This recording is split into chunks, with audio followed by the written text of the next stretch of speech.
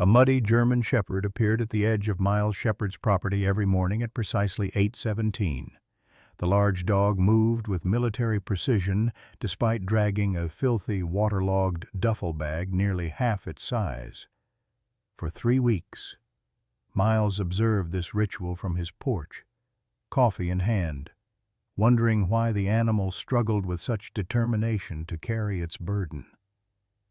Today, Miles decided to investigate. "Hey there, boy," he called softly, approaching with caution. The dog froze, amber eyes locking onto Miles. A low growl rumbled from its throat as Miles reached for the bag. After tense negotiation with jerky treats, the dog reluctantly allowed Miles to unzip the sodden canvas. Inside lay a folded military uniform, dog tags, a weathered photograph, and a blood-stained letter. Miles lifted the tags, squinting at the name, Westbrook, Ethan A. The dog's ears perked up at the name. "Jesus Christ," Miles whispered, his hand trembling. "And he's not AWOL at all, is he? Boy, leave a like and share your thoughts in the comments along with the city you're watching from now. Let's continue with the story." Miles Shepherd hadn't always been the solitary figure that the residents of Millhaven now knew. At 67, the retired Marine Corps veteran had carved out a quiet existence in his weathered saltbox house overlooking the choppy waters of the Maine coastline. 3 years ago, cancer had taken Margaret, his wife of 42 years, leaving Miles alone with a house full of memories and a silence that seemed to grow deeper with each passing season. His daily routine was as predictable as the tide's coffee at dawn. A walk along the shoreline, maintenance around the property, and evenings spent with books on military history or watching the news with a glass of bourbon. The locals respected his privacy, tipping their caps when they passed him at Donovan's General Store or the harbor. They knew enough about his decorations from Vietnam to give him his space. The German shepherd, now sitting cautiously on his porch, was unlike any dog Miles had encountered. Even with mud caking its dark fur, Miles recognized the animal's breeding and training. This was a military working dog, with the alertness and discipline that came from thousands of hours of specialized training. The dog Miles had begun calling him Ranger after the insignia on the uniform in the bag watched him with intelligent eyes that seemed to be evaluating his every move. Ethan Westbrook, according to the dog tags, was a 34-year-old Army Ranger specialized in covert operations. The photograph in the bag showed a square-jawed man with serious eyes, kneeling beside a cleaner, younger version of the dog now in Miles' care. They had the same focused expression, man and animal, both built for purpose. The abandoned naval base 3 miles north of town had been decommissioned nearly a decade ago, but rumors persisted about private contractors using sections of the facility. Aegis Solutions had purchased the property 2 years back, citing security research and development on the permits filed with the town council. Their black SUVs occasionally passed through Millhaven, the occupants never stopping to interact with locals. Sheriff Thomas Conway, a barrel-chested man with thinning red hair and 30 years of law enforcement behind him, had made it clear to Miles that he had no intention of stirring up trouble with those private military types. Miles understood the subtext. Some questions weren't welcome in Millhaven. As the German shepherd settled uneasily by the fireplace, Miles felt something he hadn't experienced since Margaret's passing purpose. The Millhaven Sheriff's Office smelled of coffee and floor polish, a single-story brick building that had seen better days. Miles placed the waterlogged duffel bag on Sheriff Conway's desk, droplets of moisture darkening the scattered paperwork beneath. "Found this with a stray dog on my property," Miles explained, sliding the dog tags across the desk. "Military working dog, German Shepherd. Been coming around for weeks, dragging this bag everywhere." Sheriff Conway picked up the tags with a skeptical frown, his reading glasses perched on the end of his nose. "Westbrook," he muttered, swiveling to his computer. His thick fingers pecked at the keyboard. "Says here, Ethan Westbrook went AWOL 7 months ago. Abandoned his post at Fort Benning." Conway leaned back, folding his arms across his chest. "Military's problem, not ours." Miles felt a flicker of irritation. "Tom, that dog's been dragging this bag for miles. There's blood on some of these items. Blood on. AWOL soldiers don't typically leave their uniforms and dog tags behind." "Miles," Conway sighed, removing his glasses, "I've got 3 domestic disputes, a string of break-ins at the marina, and the town council breathing down my neck about security for the summer festival. I can't spare deputies to chase after a deserter." Miles recognized the dismissal in Conway's tone. He'd heard it before from commanders who had already made up their minds.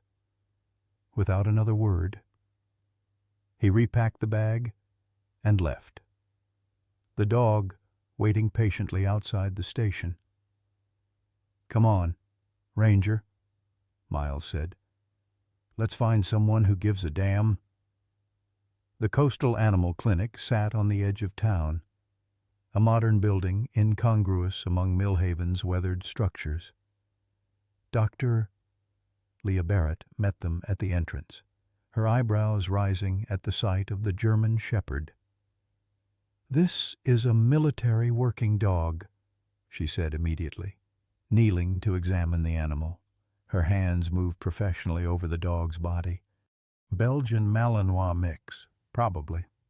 He's dehydrated and undernourished, but otherwise in decent shape." Miles watched her work. "You seem familiar with these dogs?" "4 tours as a veterinary corps officer before I opened this place," she replied without looking up. "Afghanistan and Iraq." In the examination room, Leah ran a scanner over the dog's shoulder. "He's chipped, as I suspected." She tapped at her computer. "Registered to the Department of Defense. Name's actually Scout. Trained for search and rescue. Explosives detection." She frowned. "That's odd. What is... This surgical scar is recent. Maybe 8 weeks old." Her fingers gently probed the dog's flank. "And there's evidence of some kind of medical procedure that's not in his records." Miles watched as Scout suddenly stiffened, a low growl building in his throat. Through the window, a black SUV with tinted windows cruised slowly past the clinic.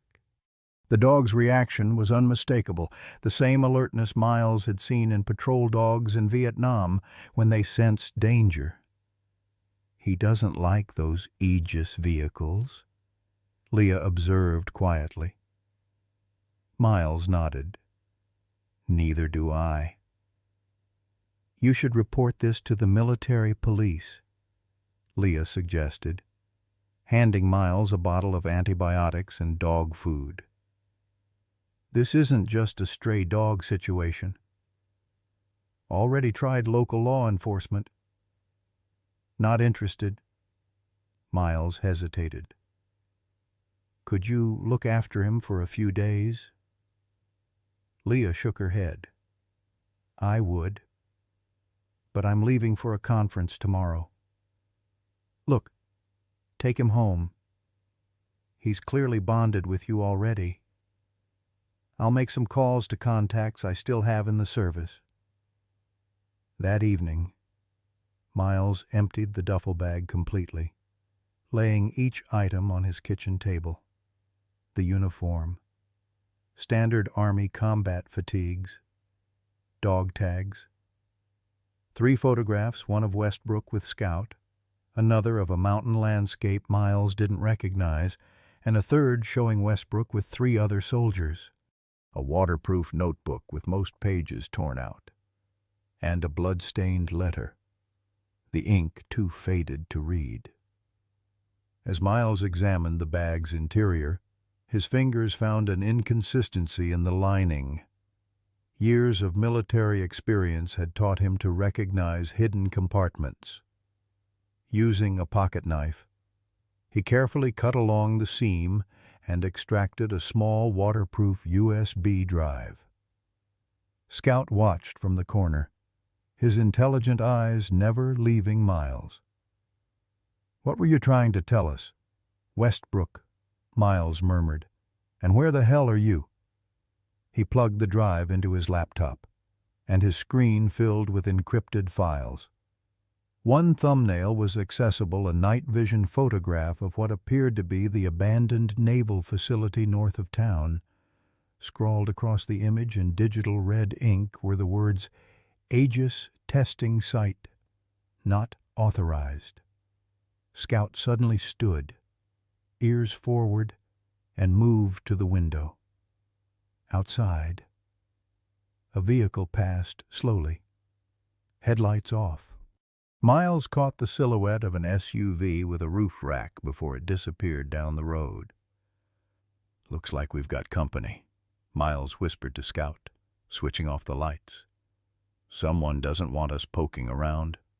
Scout growled softly in agreement, his body tense beside Miles in the darkness.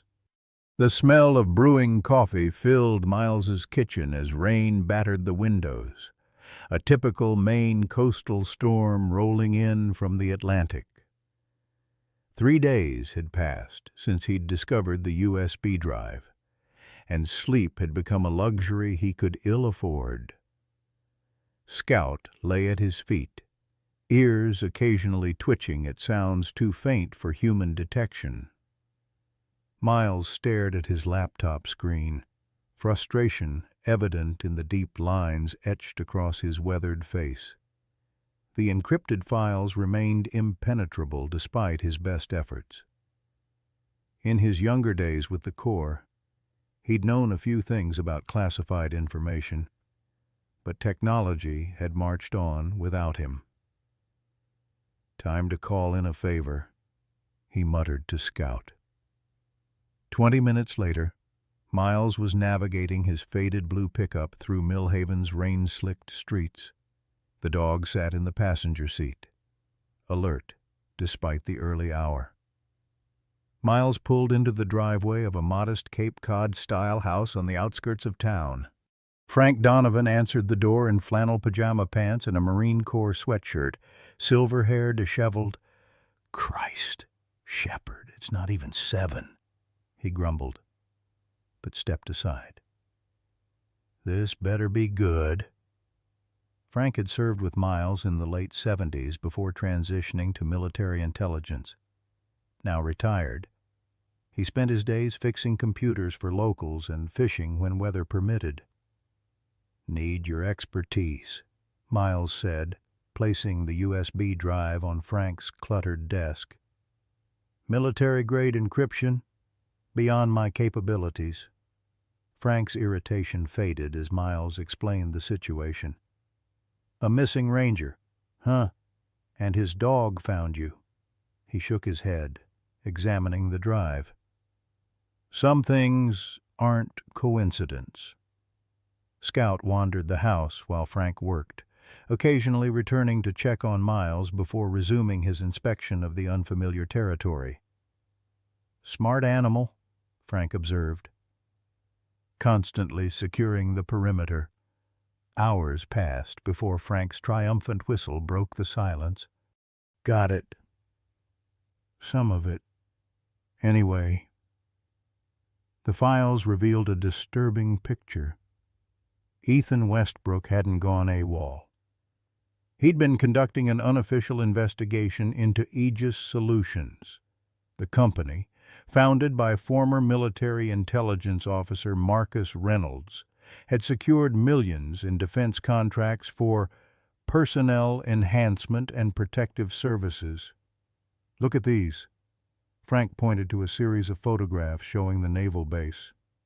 Westbrook documented unauthorized areas, security patterns, vehicle movements. One document particularly caught Miles' attention. A personnel list with names highlighted in red. 5 other servicemen, all reported AWOL in the past 18 months. All last seen near Aegis facilities. "This is weapons testing," Frank said, pointing to another image showing specialized equipment, but not conventional arms. Something they're using on people. The rain had subsided by the time Miles and Scout returned to the truck. His mind raced with implications, none of them good. Whatever Westbrook had discovered had put him in danger that apparently hadn't ended with his disappearance. "Let's see what you remember, boy," Miles said to Scout, driving toward the edge of town where the road led toward the abandoned base. He parked at a public trailhead a mile from the perimeter and released Scout from the truck. "Find Ethan," he commanded, showing the dog one of Westbrook's shirts from the duffel. Scout sniffed eagerly, then took off down a barely visible path into the woods. Miles followed, his old knees protesting as they navigated the uneven terrain. The dog moved with purpose, occasionally circling back to ensure Miles kept pace. After 20 minutes, Scout stopped abruptly at a small clearing. The dog pawed anxiously at the ground near a fallen tree, whining softly. Miles examined the area, finding nothing obvious until he noticed unusual scuff marks on a nearby tree trunk, the kind made by climbing equipment. Looking up, he spotted a small camouflaged surveillance camera mounted in the branches. "We're being watched," Miles muttered, quickly backing away. Scout seemed to understand, slinking beside him as they retreated. They had just reached the truck when Miles's cell phone rang, an unknown number. "Mr. Shepard," a measured voice began without introduction. "This is a courtesy call. Your interest in matters concerning Aegis Solutions has been noted for your own safety and well-being. I suggest you return any property that doesn't belong to you and forget what you've seen." Miles's grip tightened on the phone. "Who am I speaking with?" "A concerned party. The man you're looking for made choices that had consequences. Don't make the same mistake." The line went dead. That evening, Leah Barrett arrived at Miles' house. Having returned early from her conference, her expression was grave as she handed him a folder. "I pulled some strings with an old colleague at Walter Reed," she said, settling at the kitchen table. "Ethan Westbrook wasn't just any ranger. He was part of a specialized unit that provided security for military medical research. That would explain his interest in Aegis," Miles noted. "There's more," Leah continued.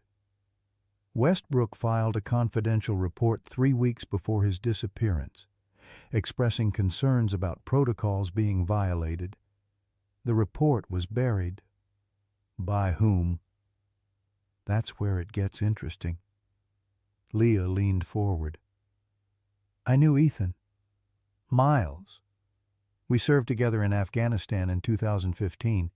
He was assigned to protect our medical unit during a classified operation." Miles studied her with new interest. "You never mentioned that." "I couldn't until I verified some things," she replied. "Ethan was honorable to a fault. If he went missing investigating Aegis, there's something very wrong happening there." Scout. who had been lying quietly nearby, suddenly raised his head and growled. Miles moved to the window in time to see headlights turning into his driveway. "Expecting company?" Leah asked, tension evident in her voice. "No," Miles replied, reaching for the shotgun mounted above his fireplace. "But I'm prepared for it." The headlights shut off, leaving the property in darkness. Minutes passed in tense silence before the vehicle backed away, disappearing down the road. "They're warning us," Miles said, not lowering the shotgun. "Next time won't be just a drive-by." "What's our next move?" Leah asked. Miles turned to her, his expression resolute. "We find Westbrook before they silence him permanently." The following week transformed Miles's quiet home into an impromptu investigation headquarters. Maps of the naval base and surrounding area covered his dining room table, held down by coffee mugs and Scout's chew toys. Leah had taken emergency leave from her practice, citing family issues. Together, they pieced together Ethan Westbrook's final known movements, a puzzle with too many missing pieces. He was methodical, Miles observed, studying the dates Westbrook had recorded in his partial notes. "Surveillance for 2 weeks before he tried to access the facility," Leah nodded, pushing a strand of auburn hair behind her ear. "That was Ethan. Never rushed in without full intel. His commanding officers used to say he could outplan the Pentagon." Scout lay at their feet, occasionally lifting his head when Ethan's name was mentioned. The dog's condition had improved under their care, his coat regaining its luster, ribs no longer visible beneath his fur. But his eyes retained a haunted vigilance, especially at night. "Tell me about him," Miles said, leaning back in his chair. "Beyond the military record." Leah's expression softened. "He was Montana born and raised, ranch family. But they died in a car accident when he was in basic training. The Army became his family after that." She smiled faintly. "He had this ridiculous sweet tooth. Kept emergency Snickers bars in all his gear. Said sugar was more important than ammunition some days." "No wife-girlfriend?" Miles asked. "Never settled down. Said his lifestyle wasn't fair to civilians." She gestured toward Scout. "That dog was the closest thing to family he had. They bonded during a particularly rough deployment. Scout found 3 IEDs that would have taken out Ethan's unit. After that, he requested Scout as his permanent partner." Miles watched the German Shepherd, understanding the depth of loyalty that existed between handler and military dog. He'd seen it in Vietnam, bonds forged in fire that transcended the normal relationship between human and animal.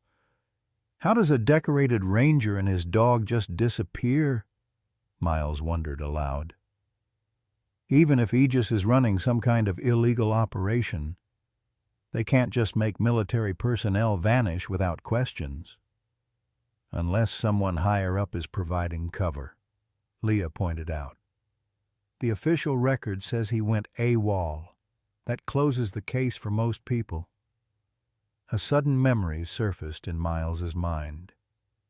The USB drive had a personnel list. Other servicemen reported AWOL, all with specialized skills.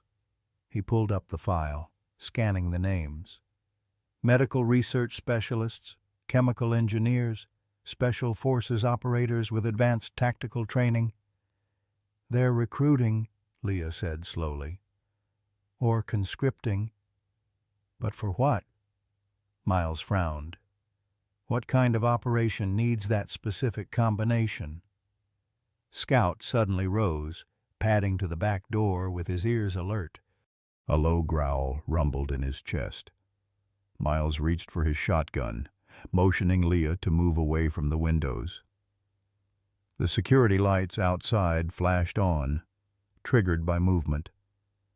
Nothing appeared in the illuminated yard. After 10 tense minutes, Scout relaxed slightly, though he remained by the door. "Someone's watching the house," Miles said quietly. "We need a safer location to continue this." The next morning, they relocated to Leah's late father's hunting cabin, 15 miles inland. The rustic one-room structure offered little comfort but provided the seclusion they needed. Miles brought the duffel bag, determined to examine every inch for additional clues. As Leah set up a portable generator, Miles emptied the bag's contents once more. This time, he meticulously inspected each item under better light. The blood-stained letter, while largely illegible, contained a partial return address from somewhere in Washington, D.C. The torn notebook pages revealed impressions of writing when viewed from an angle, faint indentations where a pen had pressed on now missing pages. "Leah, got a pencil?" Miles called out. When she handed him one, he lightly shaded across a blank page, revealing ghostly impressions of Ethan's final notes. "Coordinates," he muttered, recognizing the format. "And what looks like times. A schedule." As they plotted the coordinates on their map, a pattern emerged, regular movements of vehicles to and from a supposedly unused section of the naval base. "Shipments," Leah said, "coming in at night, twice weekly." Miles nodded grimly. "We need to see what they're moving."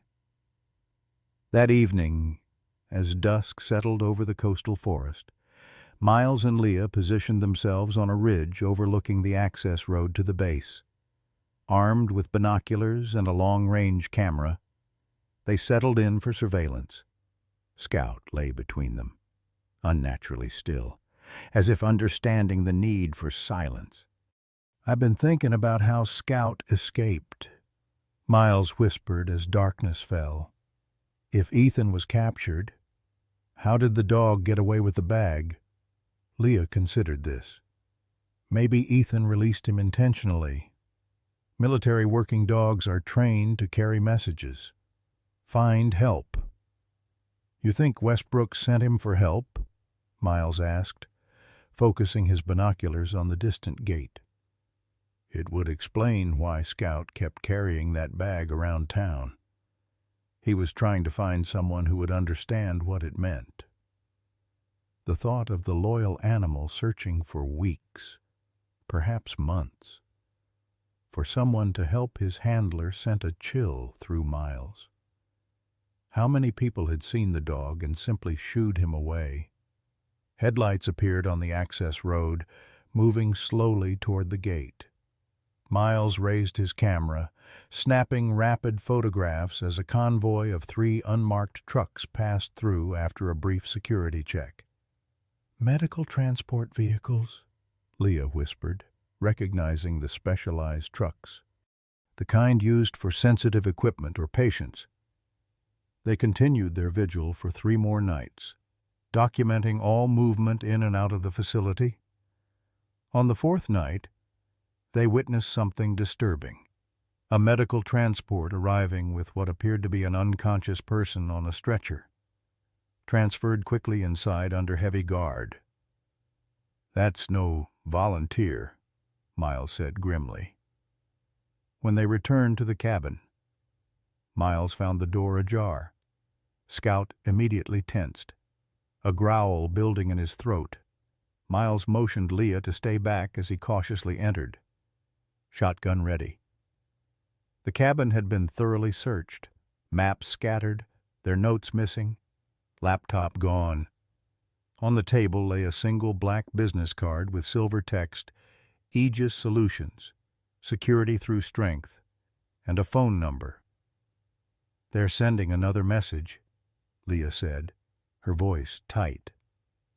Miles picked up the card. Maybe it's time we answered. The following day, Miles returned to Millhaven alone, leaving Leah and Scout at a motel 30 miles away.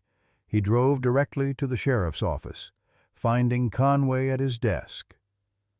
"Back again, Shepard," Conway sighed. Still chasing that AWOL soldier. Miles placed a folder of photographs on the desk. Not AWOL, abducted, along with at least 5 others. I've got evidence of Aegis Solutions transporting unconscious military personnel into that base. Conway flipped through the photos, his expression darkening. "Where did you get these?" "Does it matter? They're conducting illegal operations on your jurisdiction." "Tom," Conway closed the folder. "What do you expect me to do? Aegis has federal contracts. They've got more lawyers than this town has residents." "I expect you to uphold the law," Miles said coldly. "Or are you on their payroll, too?" Conway's face flushed. "Watch yourself, Shepard. I've known you 30 years, but that doesn't give you the right to come in here making accusations." "Then prove me wrong. Get a warrant. Inspect the facility." "On what grounds some grainy photos that could be anything suspicious vehicle movements?" Conway shook his head. "Not enough for a warrant, and you know it." Miles leaned across the desk. "People are disappearing, Tom. American soldiers. And something tells me you know more than you're saying." A flicker of something guilt perhaps crossed Conway's face before his professional mask returned. "I'll look into it, officially. But don't do anything stupid in the meantime." As Miles left the station, he noticed a black SUV parked across the street. The driver made no attempt to hide his surveillance. A warning, not a threat. Not yet. Back at the motel, Miles found Leah reviewing old mission reports she'd obtained from military contacts. Scout lay at her feet, occasionally nudging her hand for attention. "Conway won't help," Miles reported, dropping into a chair. "At least not openly." "I'm not surprised," Leah replied. "But I found something interesting." She pushed a document toward him. "This is from Ethan's last official mission before he was reported AWOL. His unit provided security for the transfer of sensitive research materials from Walter Reed to a secure facility for continued development. Aegis. The receiving facility isn't named, but the timing matches when Aegis took over the naval base." Miles studied the document. "What kind of research?" "That's classified. But I have a contact who hinted it involved treatment protocols for combat trauma, ways to keep critically wounded soldiers alive in the field." A memory surfaced in Miles's mind, something from the encrypted files. There was a project name in Westbrook's files, Lazarus Protocol. Leah's eyes widened. "Raising the dead," she whispered, "or at least bringing back those on the brink." "What?" As evening approached, Scout became increasingly agitated, pacing the motel room and whining at the door. "What's wrong with him?" Miles asked. Leah observed the dog's behavior. "He wants to go somewhere. It's not just restlessness."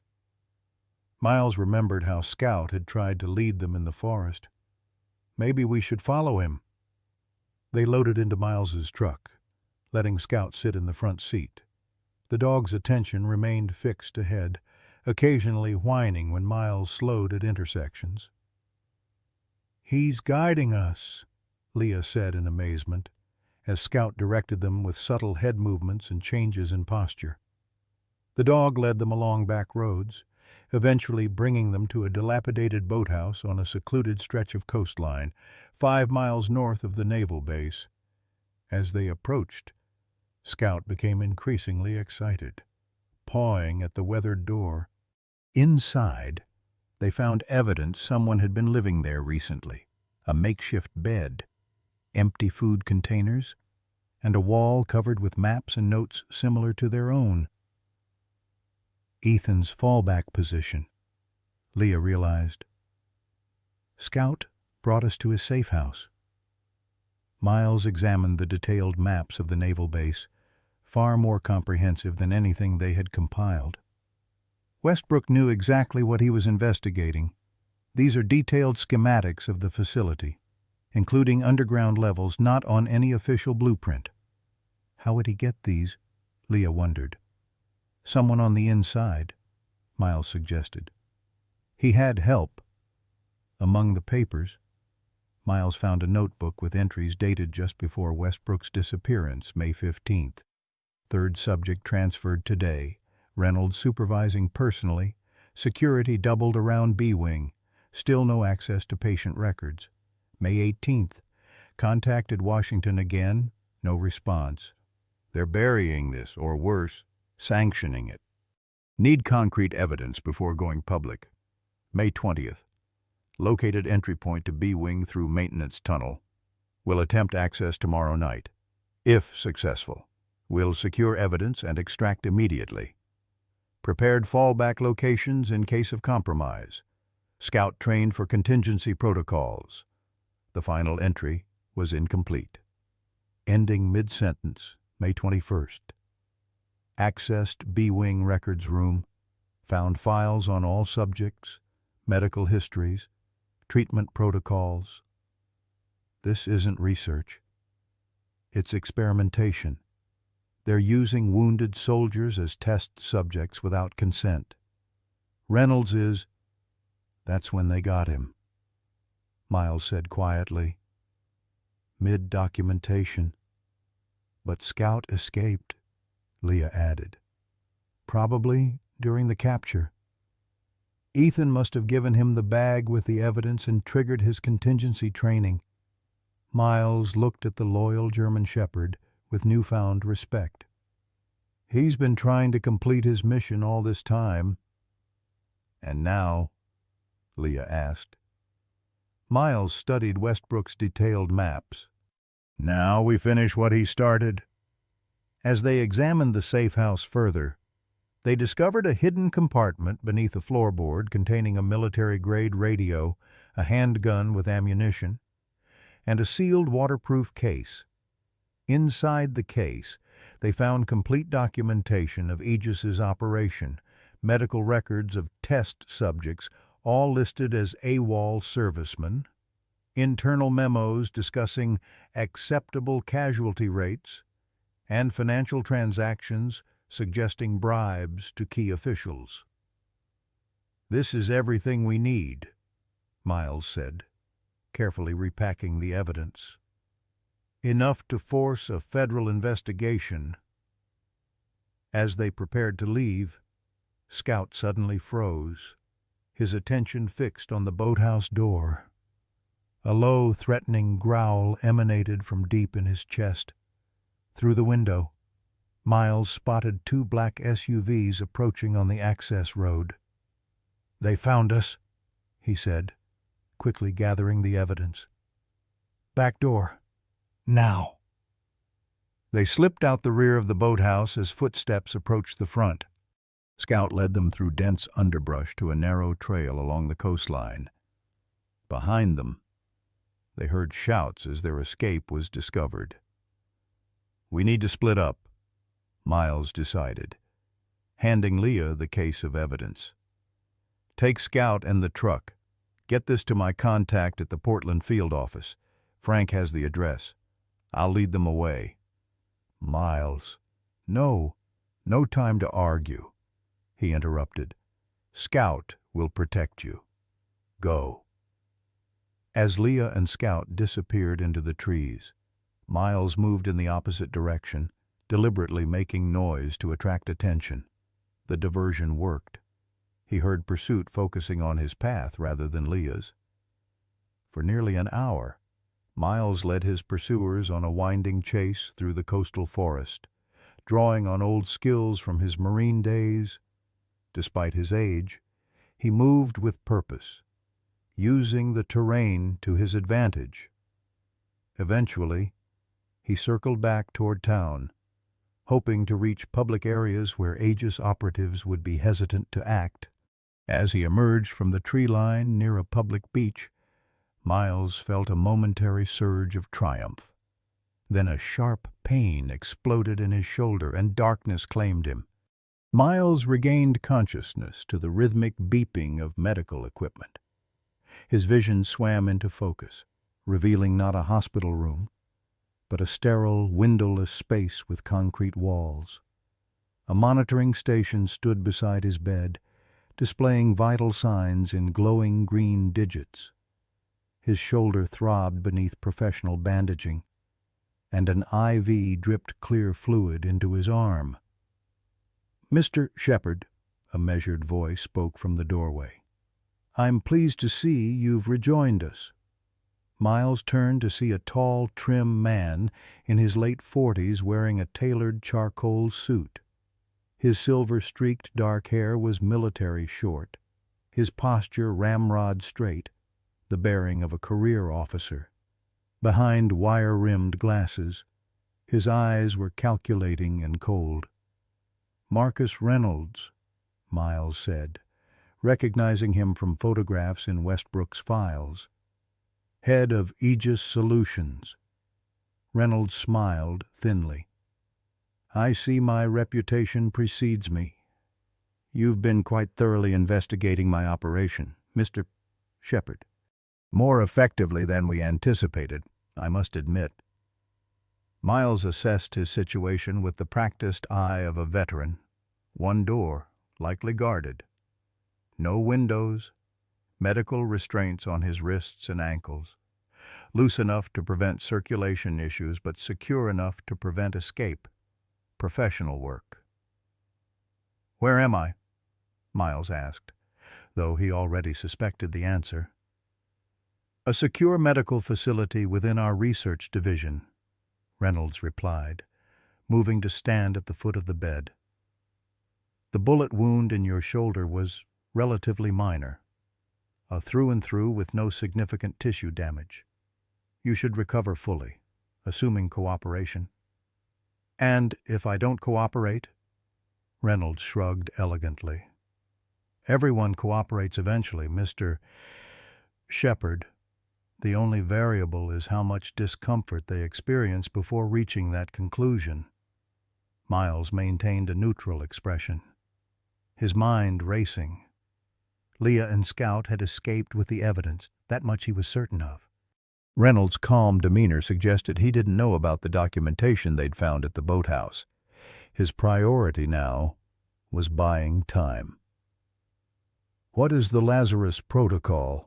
Miles asked directly. A flicker of surprise crossed Reynolds' face before his mask of control returned. "You've been thorough indeed." He pulled up a chair and sat, crossing one leg over the other. "Since you're already aware of the program, I suppose there's no harm in providing context.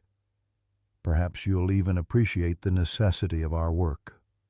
Reynolds leaned forward, hands clasped. "Imagine, Mr. Shepherd, if we could return critically wounded soldiers to the battlefield within days, instead of losing them to injuries or discharging them with disabilities. Imagine never having to tell another family their son or daughter died in service to their country. By experimenting on unwilling servicemen," Miles stated flatly. "By advancing medical science beyond its current limitations," Reynolds corrected. "Every great medical breakthrough has required sacrifice. The Lazarus Protocol represents the future of combat medicine, accelerated healing, enhanced recovery, pain suppression techniques that allow continued function despite significant trauma. And Westbrook discovered your volunteers weren't volunteering." Reynolds' expression hardened. "Sergeant Westbrook was assigned to security detail, not ethical oversight. He exceeded his authority and compromised a matter of national security." "Where is he?" Miles demanded. "Currently participating in the program." Reynolds replied with clinical detachment. "His particular physical resilience has made him an excellent test subject for Phase 3 protocols." The monitoring equipment registered Miles's spike in blood pressure. "You're torturing American soldiers? We're advancing medical science that will save thousands of American lives," Reynolds countered smoothly. "The Defense Department understands the necessity, even if they maintain official distance from our methods." A knock at the door interrupted them. A white-coated technician entered, whispering something to Reynolds that Miles couldn't hear. Reynolds' expression darkened momentarily before returning to its controlled neutrality. "It seems we have a developing situation that requires my attention," he said, standing. "We'll continue our discussion later. In the meantime, I suggest you rest and consider your position carefully. Your Marine Corps service record is exemplary. Mr. Shepard, we could use someone with your experience as a program consultant rather than a subject." After Reynolds departed, Miles tested his restraints systematically. They were medical grade, designed to prevent injury while ensuring security. The room contained nothing within reach that could serve as a tool. His years of military training told him to conserve energy, observe patterns, and wait for an opportunity. Hours passed. Staff entered periodically to check his vitals and adjust his medication. Miles feigned greater weakness than he felt, gathering information with each interaction, 3 shifts of personnel, keycard access at 2 checkpoints before his room, armed security stationed at corridor junctions. He was being held in what appeared to be an underground level, B-Wing, according to Westbrook's notes. During one examination, Miles managed to glimpse the technician's clipboard, patient numbers, and room assignments. At least 12 other subjects were being held in this section. His gut tightened at the thought of Westbrook among them. Night brought dimmed lights and reduced staffing. Miles had just begun to doze when a commotion erupted in the hallway, shouting. Then the distinctive sound of the facility's alarm system activating. Red emergency lights pulsed through the small window in his door. "Security breach in Sector 4. All personnel implement lockdown protocol," a voice announced over the intercom. Miles' door burst open moments later. A security guard rushed in, quickly checking the restraints. "Stay put," he ordered unnecessarily, before rushing back out, leaving the door unsecured in his haste. Minutes crawled by as Miles struggled against his restraints. The alarm continued its pulsing wail.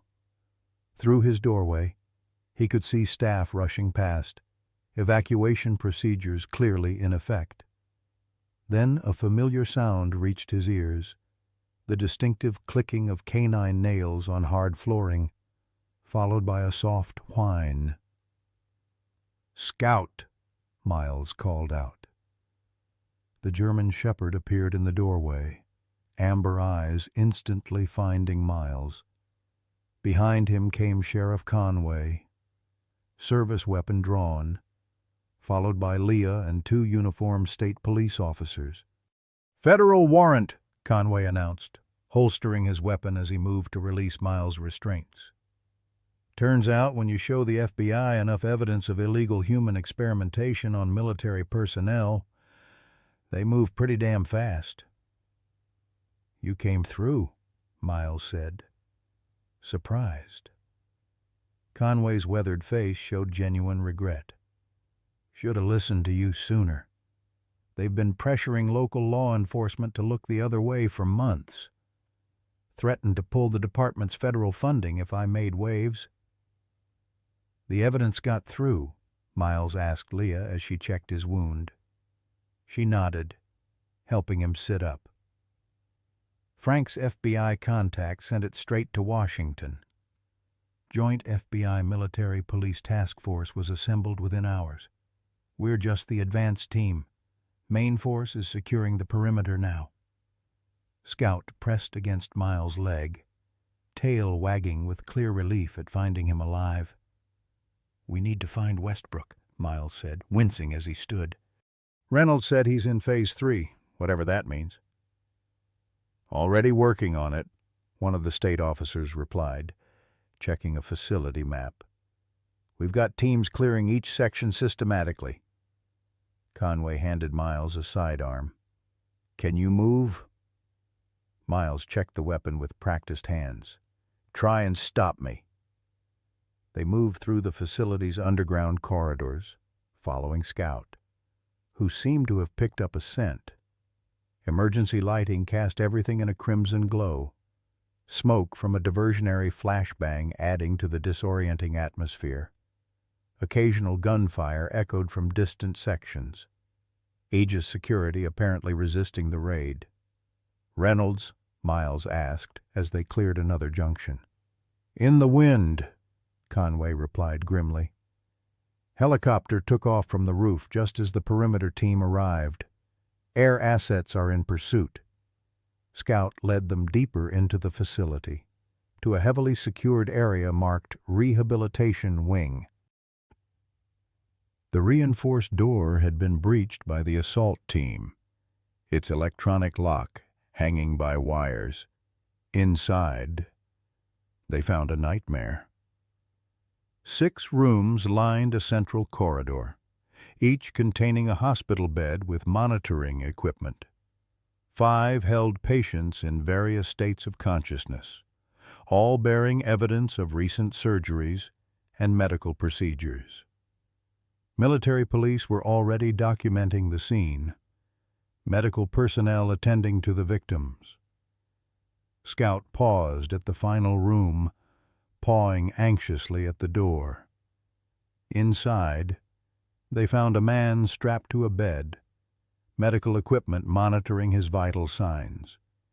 Despite severe weight loss and a pallor suggesting long confinement, Miles recognized Ethan Westbrook from his photographs.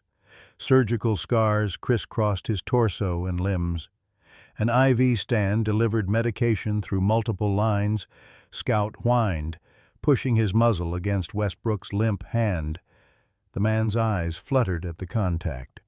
"Get the medical team in here now," Leah called out, rushing to check Westbrook's vitals. Miles moved to the bedside opposite Scout. "Sergeant Westbrook, can you hear me?" Westbrook's eyes opened slowly, unfocused at first, then sharpening with recognition as Scout licked his hand. "Scout," he whispered hoarsely, "you found help, boy." His hand weakly lifted to touch the dog's head. The reunion was interrupted by shouting from the corridor. Miles turned to see Marcus Reynolds being led past in handcuffs, flanked by federal agents. Reynolds locked eyes with Miles as he passed the doorway, his composure finally broken, face contorted with rage. "This isn't over, Shepard," he spat. "You have no idea how high this goes." Miles held his gaze steadily. "High enough to reach a federal penitentiary, I expect." As medical teams worked to stabilize Westbrook and the other victims for transport, Miles stepped into the corridor with Leah and Conway. "The files we recovered indicate at least 14 subjects," Leah said quietly. "We've only found 6. Conway's expression darkened. "Search teams found a crematorium in the sub-basement. Records suggest they disposed of unsuccessful test subjects on site." Miles felt a cold rage building inside him. Reynolds called it the future of combat medicine. Said the Defense Department knew. Whether they knew or not. "They're responding now," Conway replied. Joint Chiefs sent representatives. They're calling this an unauthorized protocol conducted by rogue elements. Convenient, Miles muttered. A commotion near the facility entrance drew their attention.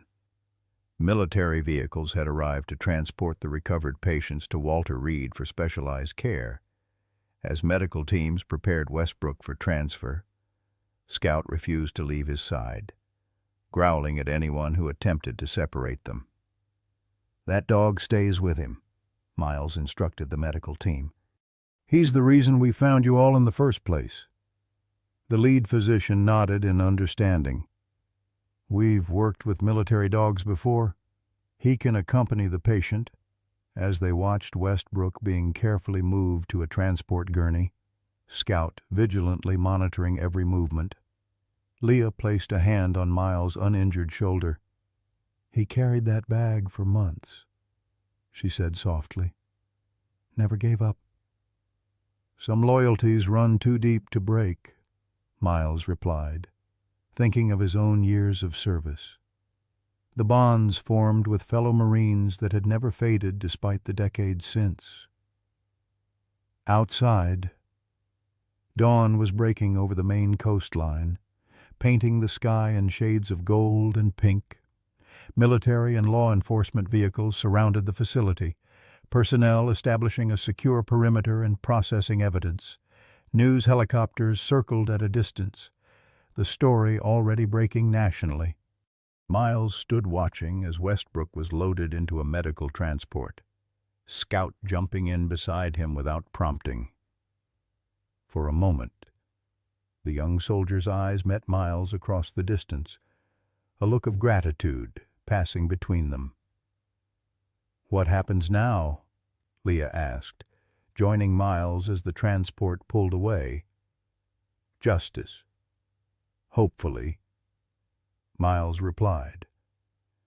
"Though I suspect some aspects will be buried to protect reputations in Washington." Conway approached, tucking his notebook into his pocket. "Federal prosecutor wants statements from both of you as soon as possible. This case is going straight to the top of the priority list." Miles nodded absently, his focus on the departing medical transport. The adrenaline that had carried him through the raid was fading, leaving bone-deep exhaustion and the throbbing pain of his shoulder wound. "You need medical attention yourself," Leah insisted, noting his pallor. "I'll get checked out." Miles agreed, suddenly feeling every one of his 67 years. "But first, I need to make sure Scout and Westbrook stay together. That dog has earned the right to see this through." As they walked toward a waiting ambulance, Miles glanced back at the Naval Base facility, its imposing structures now swarming with federal agents. For decades it had stood as a symbol of military presence in Millhaven.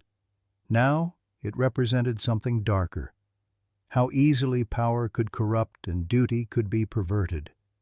Yet amidst the horror of what they'd discovered, Miles found himself focusing on Scout's unwavering loyalty, a German shepherd who had carried his burden faithfully for months, seeking help for the human who had earned his devotion.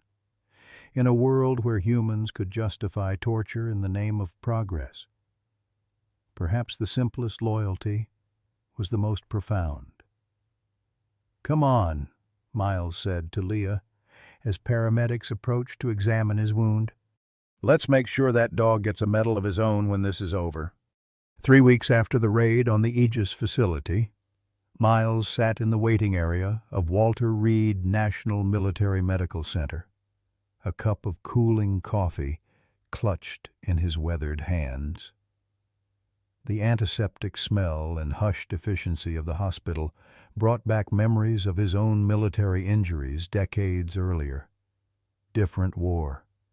Same institutional atmosphere.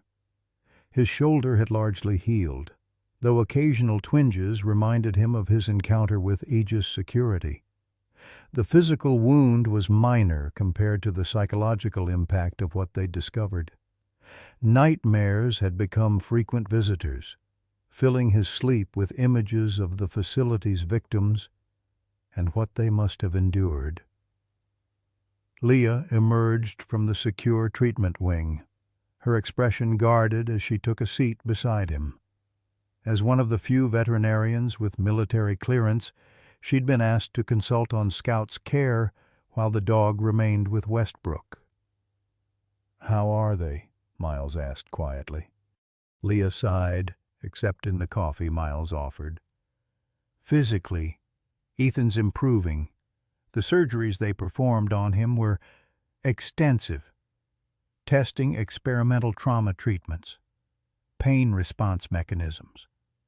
She paused, collecting herself.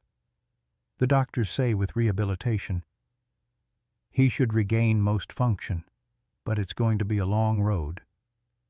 And Scout, a small smile softened her features, refuses to leave Ethan's side. They've set up a special bed for him in the room. The medical staff has given up trying to enforce regular visiting hours for him. Miles nodded, understanding the bond that couldn't be broken by hospital regulations. "And mentally, Westbrook. Leah's expression darkened. "That's harder to gauge. He has periods of clarity, but also episodes of severe anxiety, especially during medical procedures. Not surprising, given what he experienced." She hesitated. "The doctors are concerned about long-term PTSD. They found evidence of psychological conditioning along with the physical experimentation." "Torture," Miles stated flatly. "Let's call it what it was." "Yes," Leah agreed softly. "Torture." They sat in silence for several moments, the hospital's quiet activity continuing around them. In the 3 weeks since the raid, the case had exploded across national media. Initial reports had focused on the dramatic rescue, but attention quickly shifted to the implications of American soldiers being used as unwilling test subjects by a government contractor. Congressional hearings had been hastily assembled.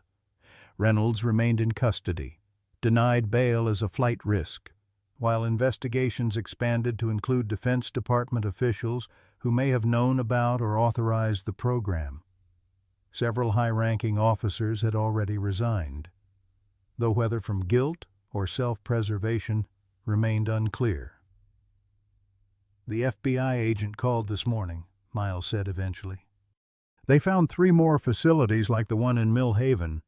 Smaller operations, but the same basic setup. They're still identifying victims." Leah closed her eyes briefly. "How many?" 27 confirmed so far. Not all survived. The weight of this knowledge hung between them. What had begun as a search for one missing soldier had uncovered a systematic program of human experimentation conducted on American soil against American service members. "They're letting us see him today," Leah said after a while. "His doctors think familiar faces might help, even though we never actually met before the rescue. He knows we're connected to Scout." Miles nodded, standing with a slight wince. "Let's not keep them waiting." Westbrook's room was located in a secure wing reserved for sensitive cases. Armed MPs stood guard, checking their identification thoroughly before allowing them to enter. Inside, the space had been modified to feel less clinical. Personal items displayed on shelves, photographs taped to walls, a comfortable recliner beside the standard hospital bed. Scout lay on a padded dog bed adjacent to Westbrook's bed, but rose immediately when they entered, tail wagging in recognition. The German Shepherd looked healthier than Miles had ever seen him, coat gleaming, proper weight restored, alert eyes bright with intelligence. Ethan Westbrook himself sat propped up in bed, thin but improving. Dark circles shadowed his eyes, and the remnants of surgical scars were visible on his arms and neck. He looked older than his 34 years, his experiences etched into his features. But when Scout moved to his side, resting his head on the bed, Westbrook's hand automatically stroked the dog's fur, and something eased in his expression. "Sergeant Westbrook," Miles greeted him quietly. "I'm Miles Shepherd. This is Dr. Leah Barrett.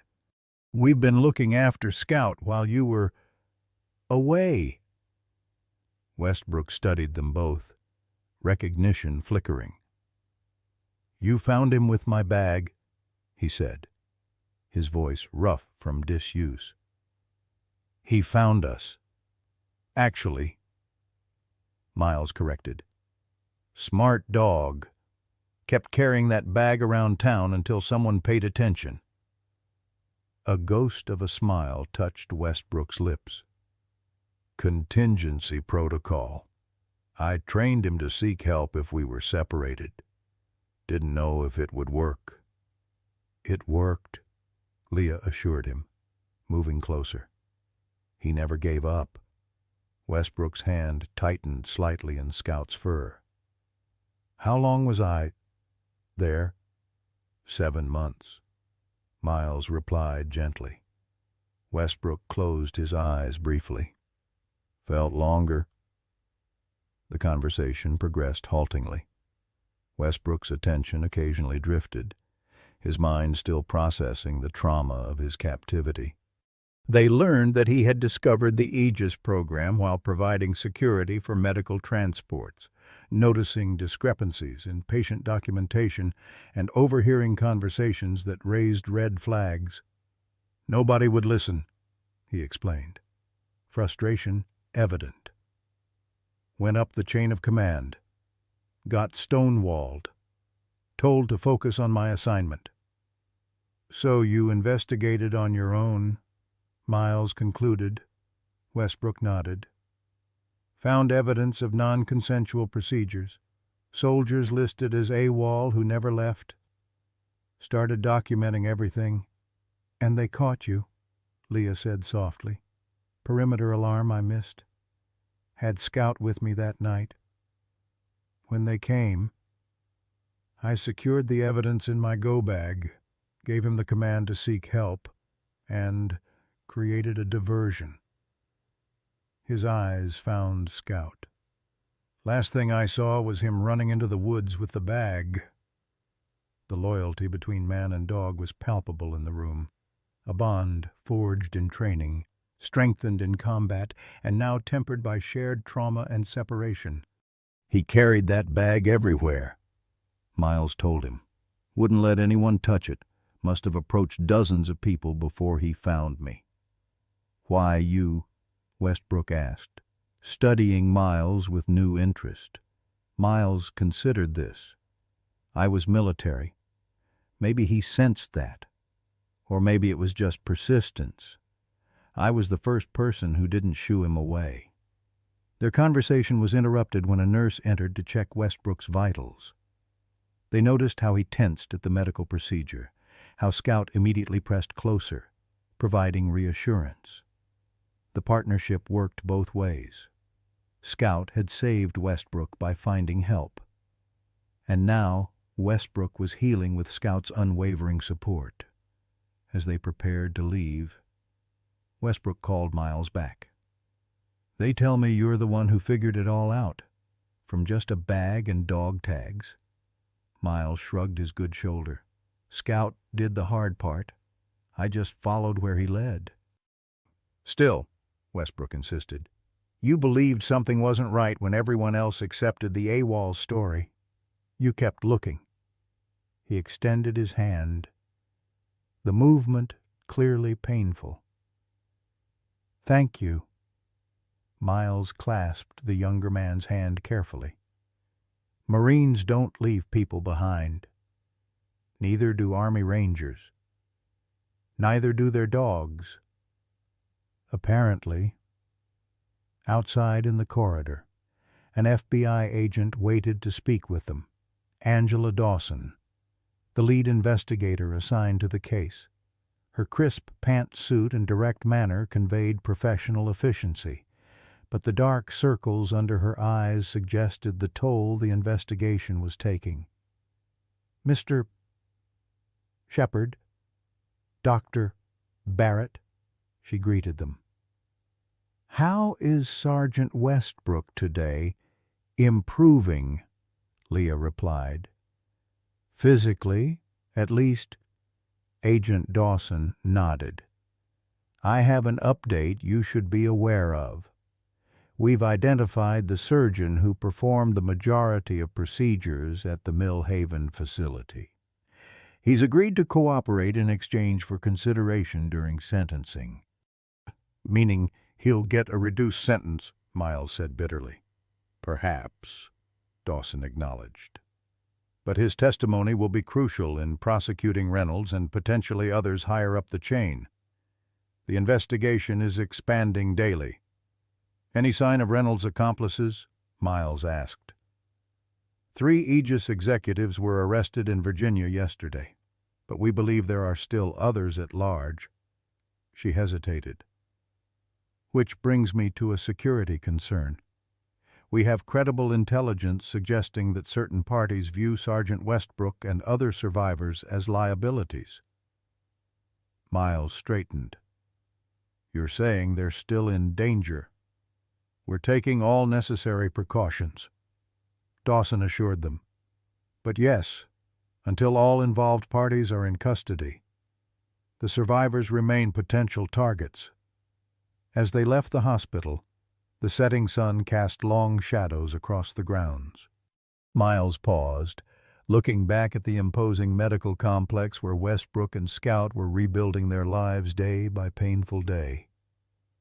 "They're not safe here," he said quietly to Leah. "Not really." "What are you thinking?" she asked, recognizing the determination in his expression.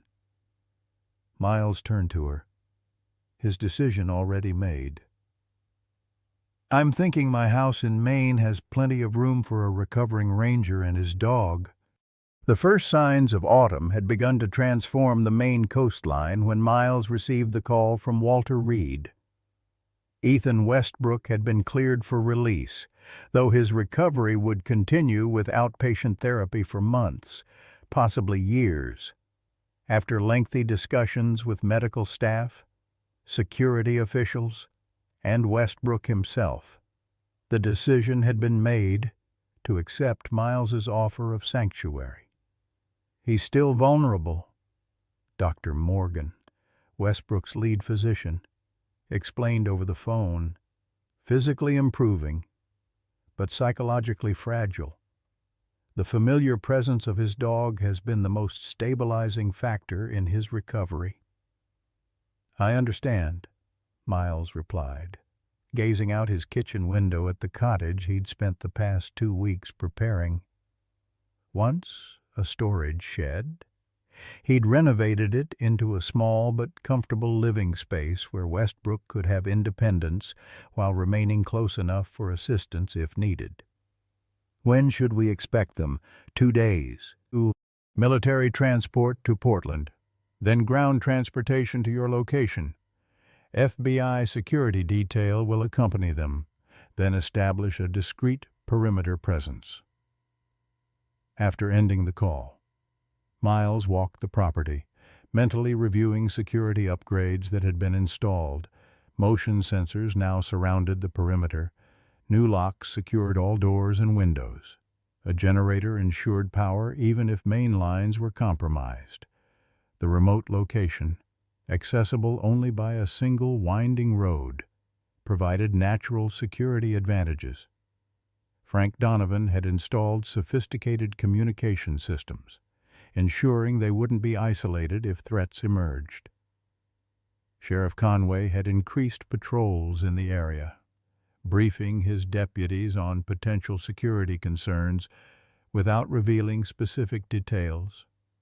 Leah arrived that afternoon to help with final preparations, her veterinary expertise essential for Scout's continued care. The dog had recovered physically from his ordeal, but like his handler, carried psychological scars that manifested in heightened vigilance and occasional stress responses to environmental triggers. "Do you think this is really going to work?" Leah asked as they stocked the refrigerator with groceries. "Westbrook's been through severe trauma. He needs professional care." "He'll get it," Miles assured her.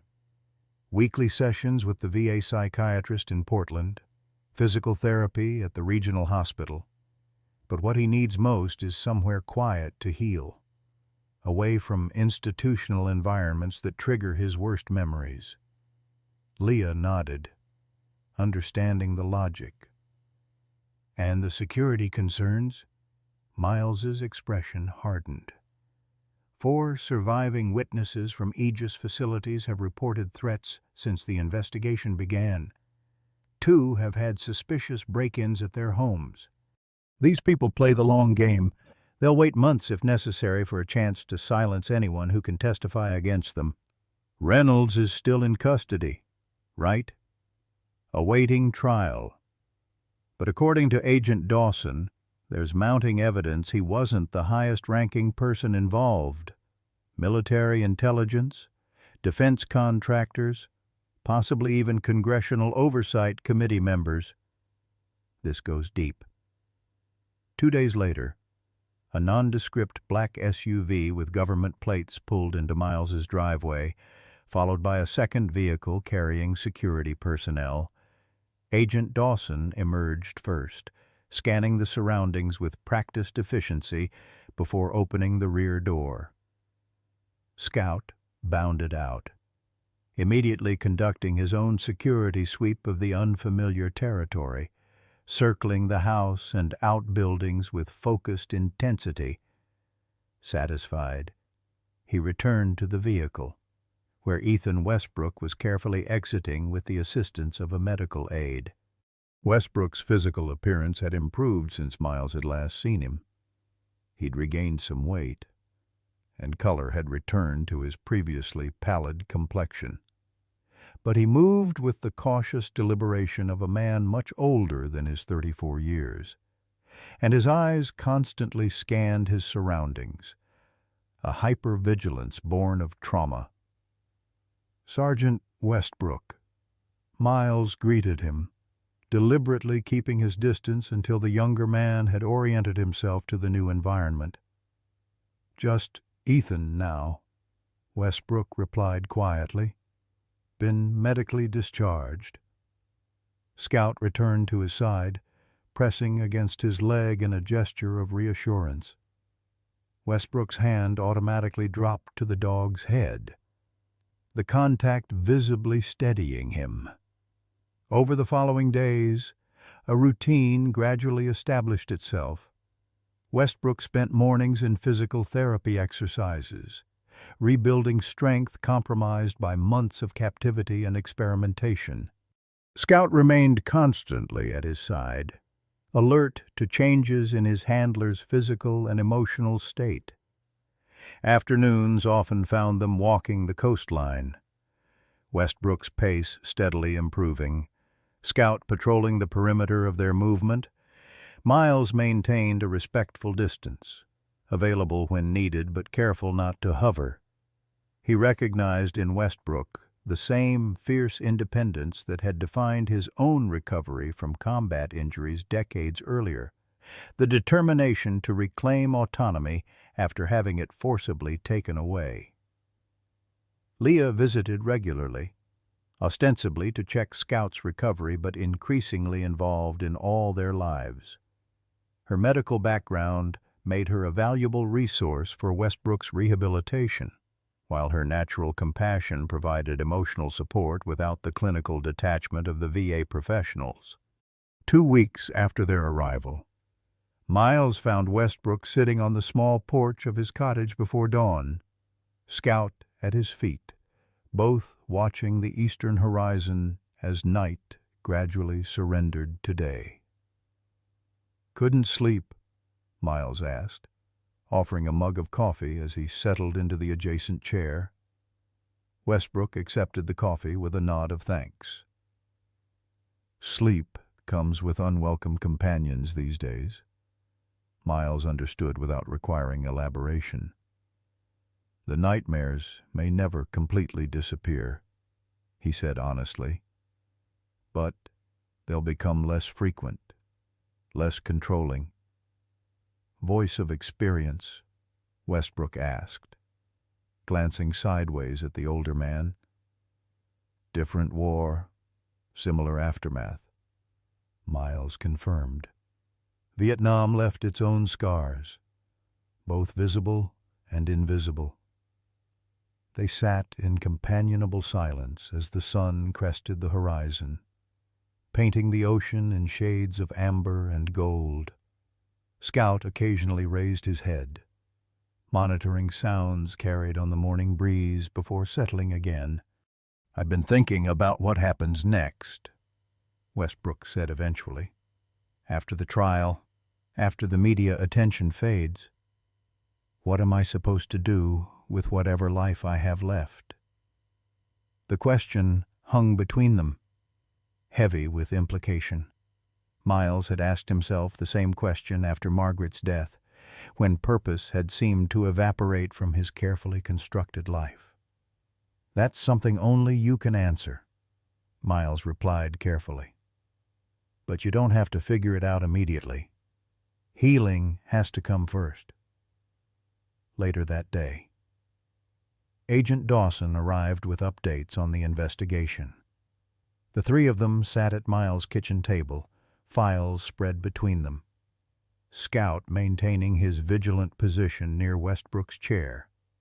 "Reynolds is attempting to negotiate a plea deal," Dawson explained, "offering information on his superiors in exchange for reduced charges. The Justice Department is considering it, given the scope of what we're uncovering." "Which is?" Miles prompted. Dawson's expression was grim. A systematic program reaching back nearly a decade. Aegis was just the operational arm. Funding came through black budget allocations approved by members of the Defense Appropriations Committee. Medical protocols were developed by military research divisions before being transferred to Aegis for field testing. "Testing on unwilling human subjects," Westbrook stated flatly. "Yes," Dawson confirmed. "Initially, they may have used legitimate volunteers, but as the program expanded and early tests produced complications, they needed subjects who wouldn't be missed or believed if they reported what happened. So they targeted soldiers already flagged for disciplinary issues," Westbrook concluded. "Made them disappear into AWOL status, then into the program." "Precisely. Your discovery threatened to expose the entire operation." She turned to a new page in her notes. "There's something else you should know. We've identified a senior Aegis operative still at large, Gabriel Morrison. Reynolds is second in command. Intelligence suggests he's attempting to reconstitute elements of the program at a new location." Miles felt a chill. "And eliminating loose ends." "We believe so.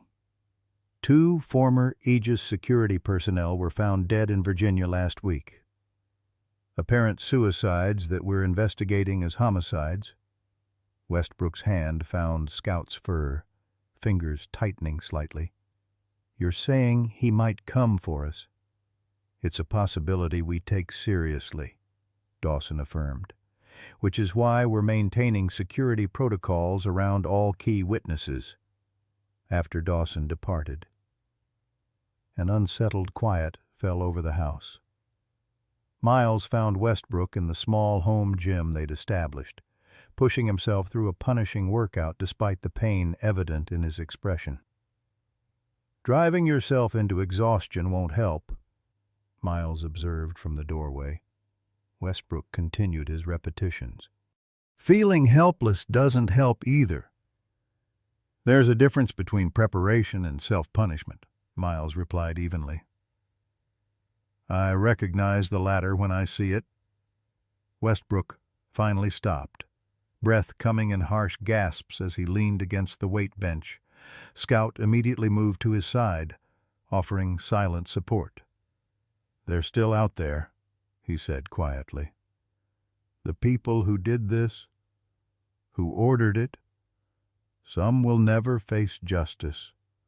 Too highly placed, too well protected." His eyes, when they met Miles's, burned with a mixture of anger and resignation. "I can't just sit here waiting, hoping the system works this time when it already failed us before." Miles considered his response carefully. "When I was in Vietnam, my unit was pinned down for 3 days behind enemy lines. No extraction possible. Limited ammunition, supplies running out. The only way to survive was to hold position and trust that command would find a way to reach us." Did they? Eventually. Not because the system worked perfectly, but because individuals within it refused to give up. Miles moved into the room, taking a seat on a bench opposite Westbrook. "Right now, there are good people fighting to expose what happened to you and the others. Dawson, journalists, congressional investigators. Our job isn't to fight every battle. It's to survive to tell the truth when it matters most." Westbrook absorbed this silently, his breathing gradually slowing. "And if Morrison comes for us?" Miles' expression hardened. "Then he'll discover that surviving one war teaches you how to prepare for the next." That night, as a storm rolled in from the Atlantic, Miles checked the property's security measures one final time before turning in. Through the window of Westbrook's cottage, he could see the young man sitting with Scout, a hand resting on the dog's back, both staring out into the darkness beyond the glass, guardian and protector, each in their own way. Each. The truth was slowly emerging into the light, but shadows still stretched long and deep. And somewhere in those shadows, Miles knew enemies were watching and waiting. 1 year later, Miles sat on his porch watching Scout and Ethan walk along the shoreline. The autumn sun cast long shadows across the beach as waves gently lapped at the sand. In the distance, Leah was pointing out something in a tide pool, her laughter carrying on the breeze as Ethan knelt to examine the discovery. The transformation in the young veteran over the past year had been remarkable, though not without setbacks. The physical wounds had healed faster than the psychological ones, but healing had come nonetheless, measured in small victories rather than dramatic breakthroughs. The first night Ethan slept through without nightmares. The first time he ventured into town without Scout's reassuring presence. The first genuine laugh Miles heard echo from the cottage. The Morrison threat had eventually been neutralized, though not in the way any of them had anticipated. 3 months after Ethan's arrival in Maine, the former Aegis operative had been found dead in a motel room in Arizona, an apparent suicide that investigation later confirmed was indeed self-inflicted. The pressure of federal manhunts across multiple jurisdictions had reportedly driven him to this final act, taking with him secrets that might never be fully uncovered. Reynolds's trial had concluded 2 months ago. The plea deal had ultimately been rejected when prosecutors realized the former Aegis director was withholding crucial information. Convicted on multiple counts of kidnapping, torture, human experimentation, and conspiracy, he received a life sentence without possibility of parole. His final statement to the court had been chilling in its lack of remorse. "History will vindicate our methods when the next war reveals their necessity." Miles's testimony, along with Ethan's and that of 4 other survivors, had been instrumental in securing the conviction. The congressional hearings that followed exposed a web of complicity reaching into the highest levels of military contracting and oversight. 3 senators had resigned. 5 high-ranking Defense Department officials faced charges.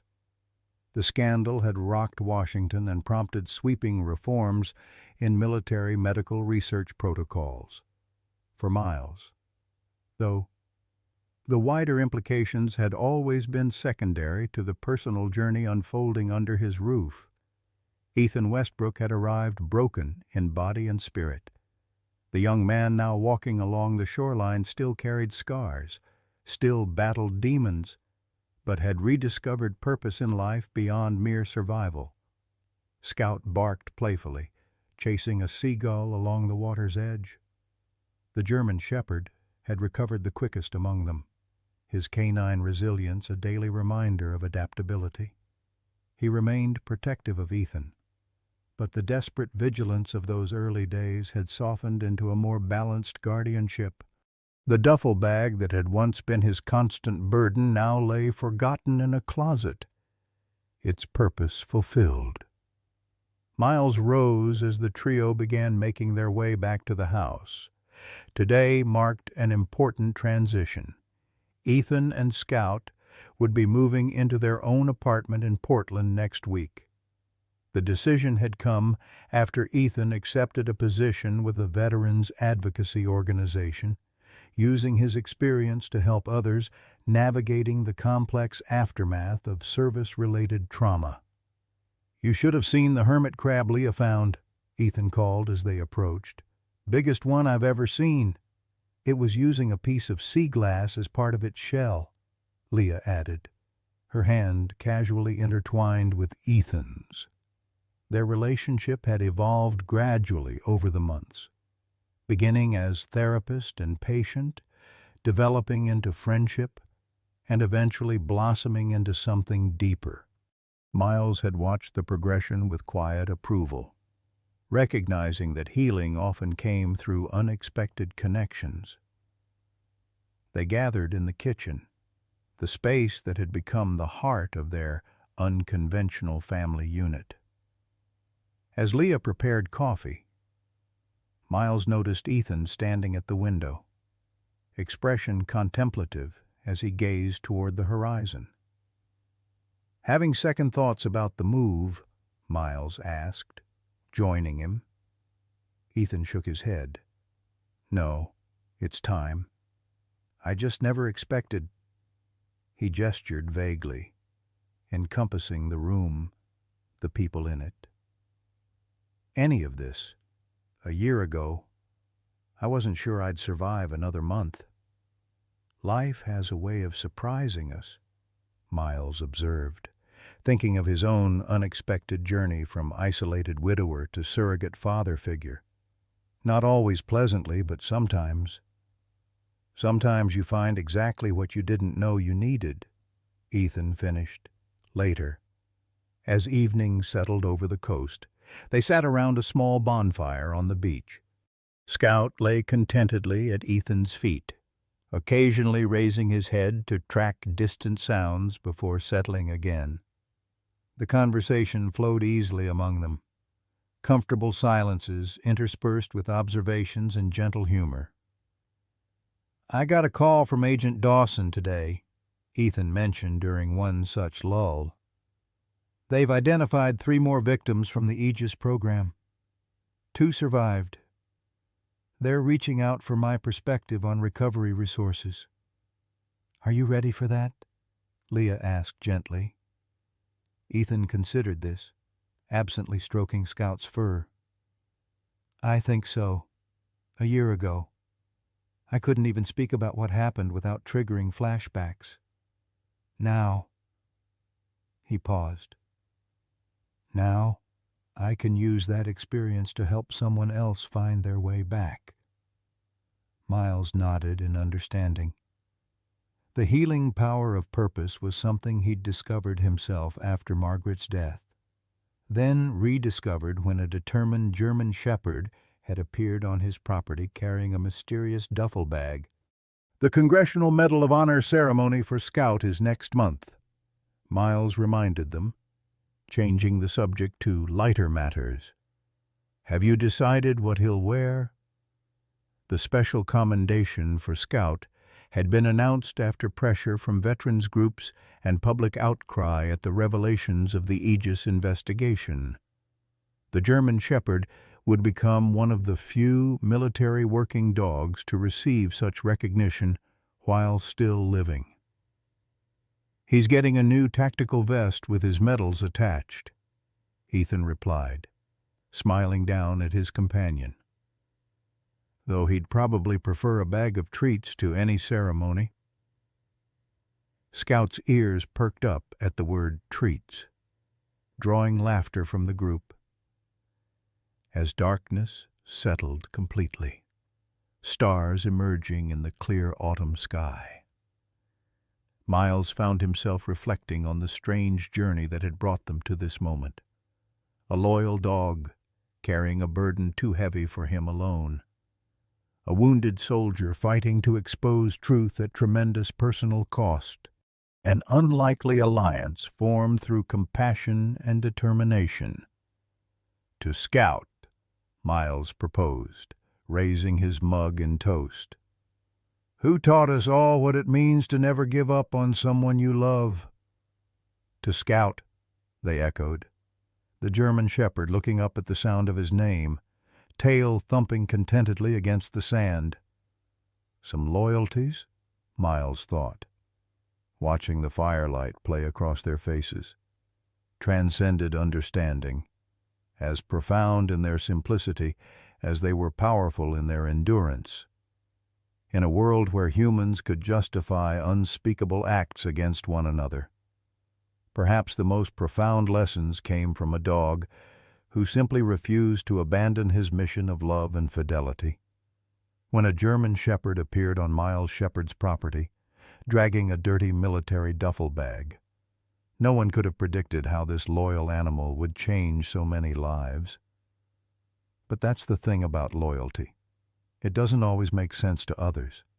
For those of us who've seen decades of life unfold, who've experienced love and loss, who understand what it means to stand by someone through impossible circumstances, Scout's devotion strikes a chord deep within our hearts.